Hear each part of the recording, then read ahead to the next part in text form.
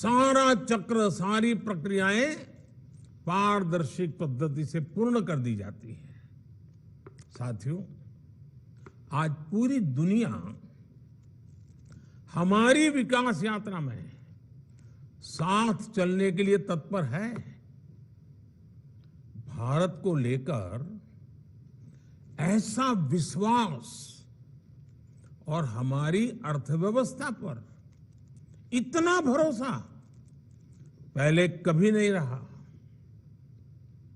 आप जानते हैं, एक तरफ वैश्विक मंदी, कोरोना जैसी भयंकर वैश्विक महामारी,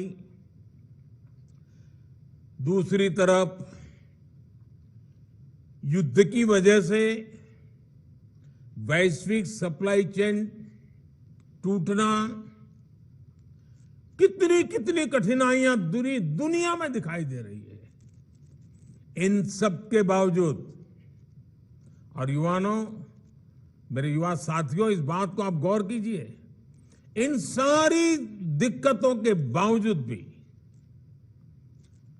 भारत अपनी अर्थव्यवस्था को नई ऊंचाई पर ले जा रहा है।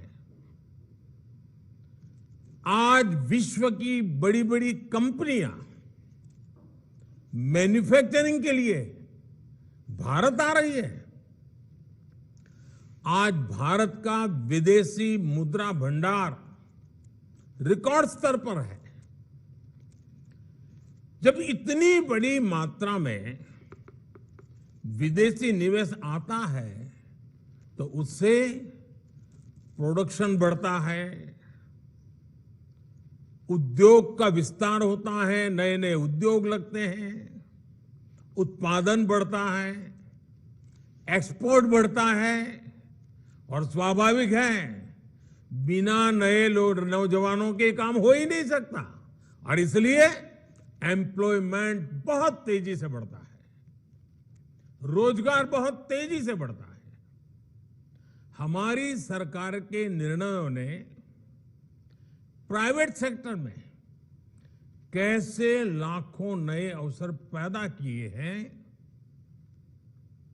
अभी हमारे डॉक्टर जितेंद्र सिंह जी विस्तार से वो एक एक वाक्य में ब्यौरा दे रहे थे, लेकिन मैं जरा एक उदाहरण आपके सामने रखना चाहता हूं। जैसे ऑटोमोबाइल सेक्टर, देश की जीडीपी में इस सेक्टर का योगदान 6.5% से ज्यादा है। पिछले कुछ वर्षों में भारत की ऑटोमोटिव इंडस्ट्री ने बड़ी छलांग लगाई है। आज भारत से पैसेंजर व्हीकल दुनिया के कई देशों में एक्सपोर्ट उनका बढ़ रहा है। कॉमर्शियल व्हीकल का एक्सपोर्ट, इतना ही नहीं, हमारे 3 व्हीलर 2 व्हीलर्स, उसके एक्सपोर्ट में भी बहुत वृद्धि हो रही है। 10 साल पहले ये इंडस्ट्री 5 लाख करोड़ रुपए के आसपास थी। आज ये इंडस्ट्री 5 लाख करोड़ से जंप लगा करके 12 लाख करोड़ रुपए से भी ज्यादा की हो गई है। इलेक्ट्रिक मोबिलिटी का भी भारत में लगातार विस्तार हो रहा है। ऑटोमोबाइल सेक्टर को भारत सरकार की पीएलआई स्कीम से भी बहुत मदद मिल रही है। तेजी से आगे बढ़ते हुए ऐसे ही सेक्टर्स लाखों युवाओं के लिए रोजगार के नए मौके बना रहे हैं। साथियों, आज भारत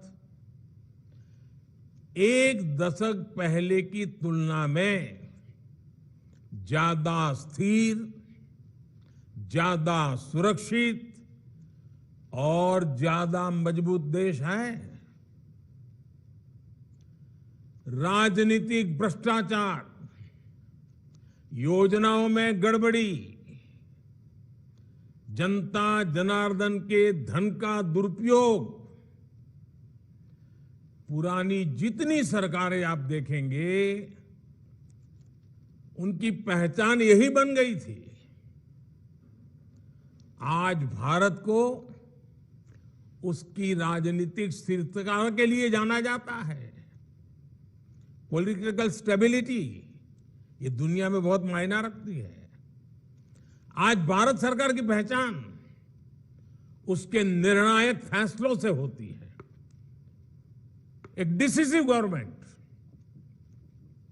आज भारत सरकार की पहचान उसके आर्थिक और प्रगतिशील सामाजिक सुधारों से हो रही है।